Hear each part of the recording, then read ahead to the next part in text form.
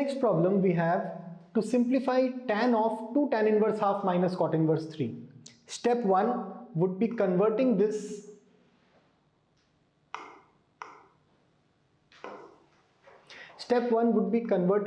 into a tan inverse term, applying the formula of 2 tan inverse y.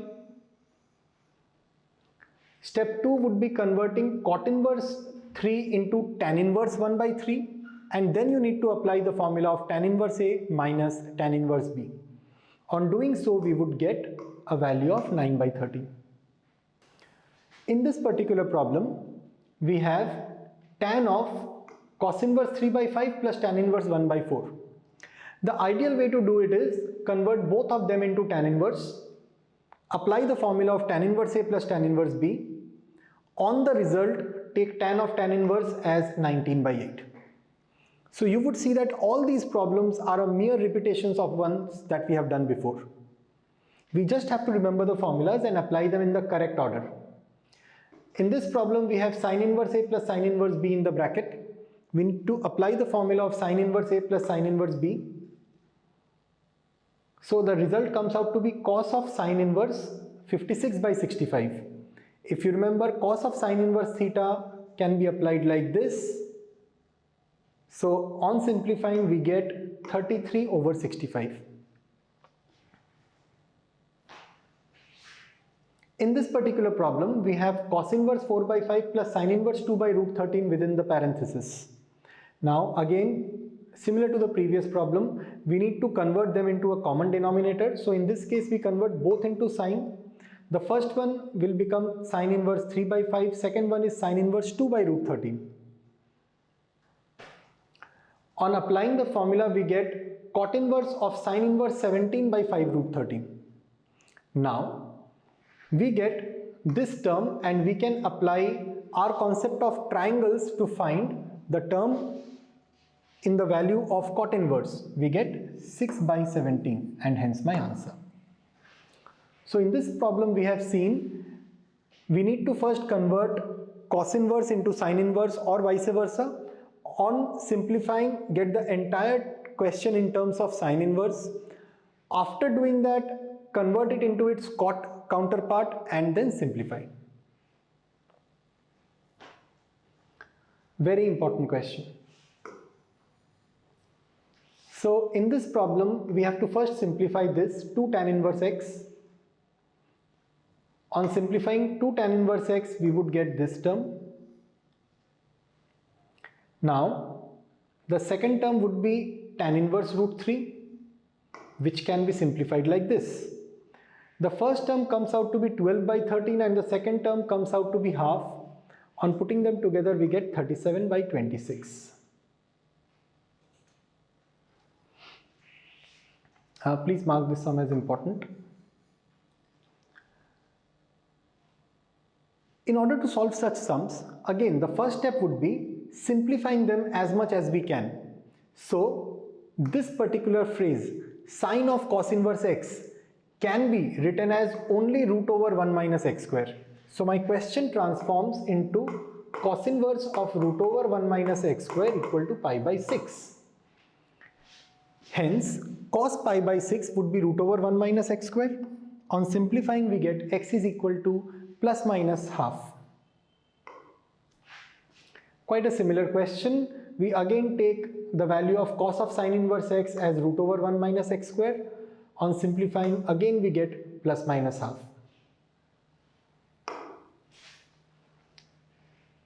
Tan inverse A plus tan inverse B reminds me of the formula. On simplifying the left hand side, we get tan inverse 2x by 2 over 1 minus x square. Putting it equal to 6 by 17, we get a quadratic equation.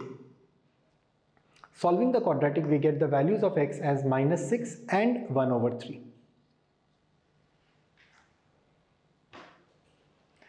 Tan inverse A plus tan inverse B equal to pi by 4. We need to solve this equation to find the value of x. Please note the question. We need to solve this equation to find the value of x. Applying the formula, we get tan inverse A plus tan inverse B. On simplification, left hand side becomes equal to the right hand side. On solving, we get x is equal to plus minus root 7 over 2. Important category. Next, quite a similar question. Tan inverse A plus tan inverse B on the left hand side. On simplifying and bringing the tan inverse on right, we get tan pi by 4, which is 1. Simplifying the left hand side, we get this term. On cross multiplication and simplification, we get x equal to plus minus root 2. It's always better to substitute your answer into the parent question and check whether the answer tallies with the given question or not. It's always a good practice to do that. In the next question, we have cos of sine inverse x is equal to 1 by 9. We need to simplify this in order to find the value of x. If you remember the previous conversation, cos of sine inverse x can be written as root over 1 minus x square. Hence, root over 1 minus x square becomes 1 by 9. On simplifying, x becomes plus minus 4 root 5 over 9.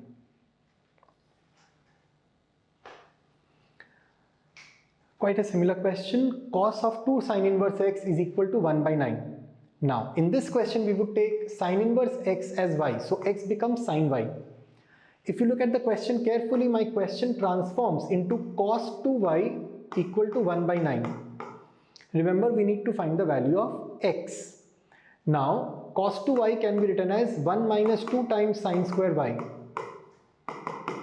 This is a mere application of the formulas of normal trigonometry. On simplifying, we can get the value of sine y, which is 4 by 9 under root plus minus 2 over 3. Hence, that's the value of x. Let's take up the next question. Important. Sine inverse 8 by x plus sine inverse 15 by x is equal to pi by 2. Now, there are multiple methods of doing it. Most of the cases people solve it using sine inverse A plus sine inverse B. Not recommended. What we would actually do is we would take one of the terms and bring it to the right. So we get sine inverse of 8 by x is equal to pi by 2 minus sine inverse of 15 by x. The term on the right transforms into cos inverse of 15 by x. Hence, we can write root over 1 minus 8 by x whole square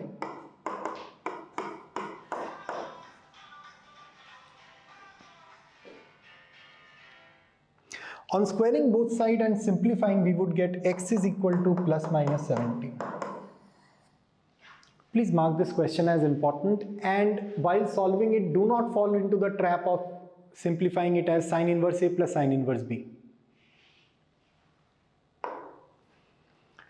Similar question, sine inverse A plus sine inverse B equal to cos inverse x. Again, cos inverse x can be written as pi by 2 minus sine inverse x. On putting this value in the parent equation, we get 1 minus x is equal to cos of 2 sine inverse x. We need to substitute sine inverse x as y. On doing so, 1 minus x becomes cos y. This becomes sine square y equal to x by 2. Now, if you remember, we had substituted sine y as x. So, x square is equal to x by 2, solving which we get two values of x. One x equal to 0, other x is equal to half. In this particular problem, we have to solve for x.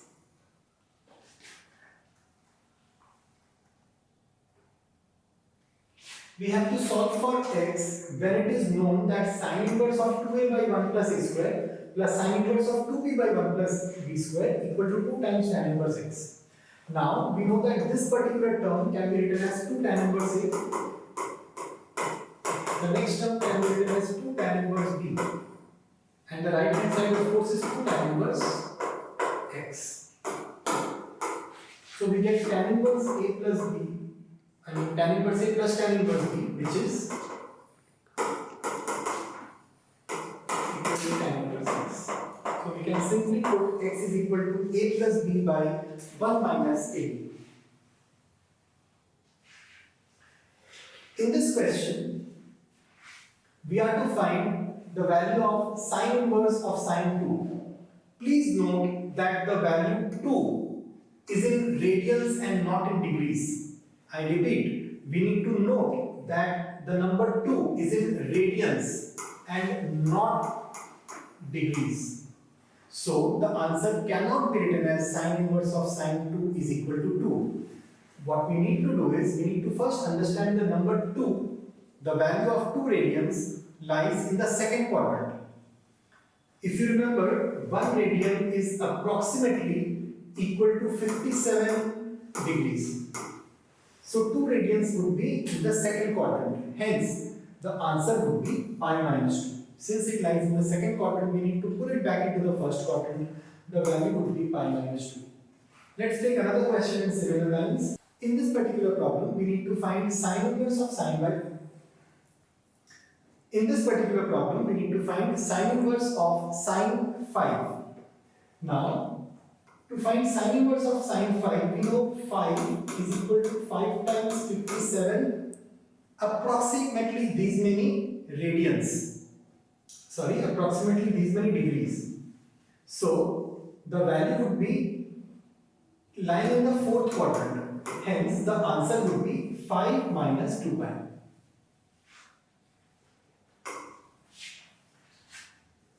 A very simple but an important problem.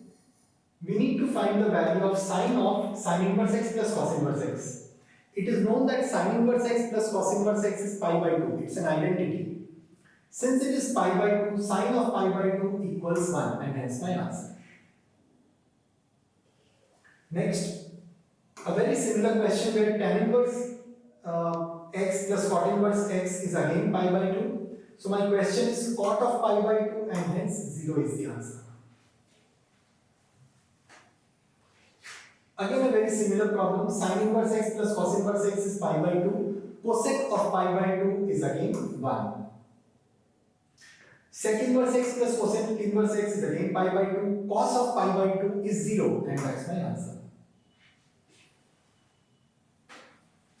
In this problem, we need to find tan inverse of sine minus pi by 2.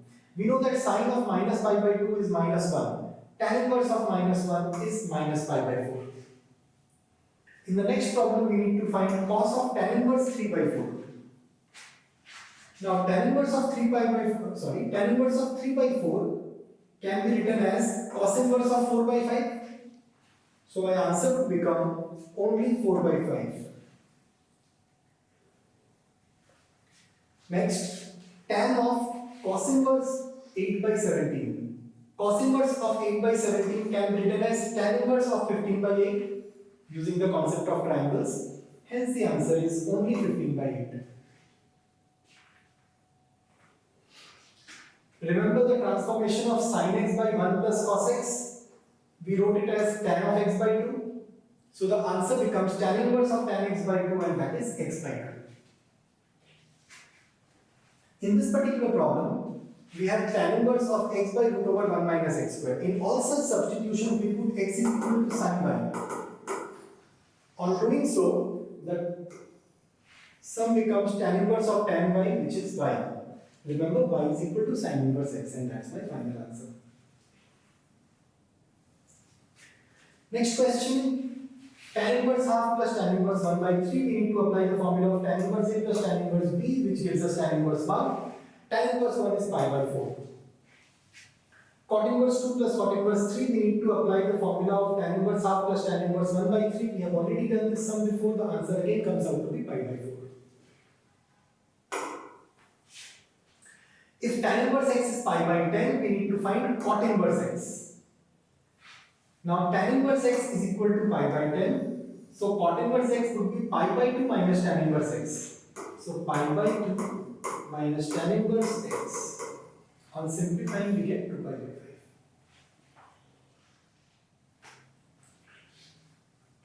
We know that sin inverse x plus sin inverse y is pi by 2. We need to find the value of cos inverse x plus cos inverse y. It's a very simple problem. Just substitute sin inverse x as pi by 2 minus cos inverse x.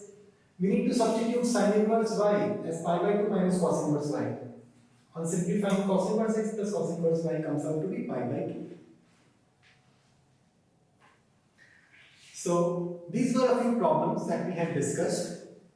In our subsequent lectures, we will be taking up exercises based upon another chapter. I hope friends you like the video.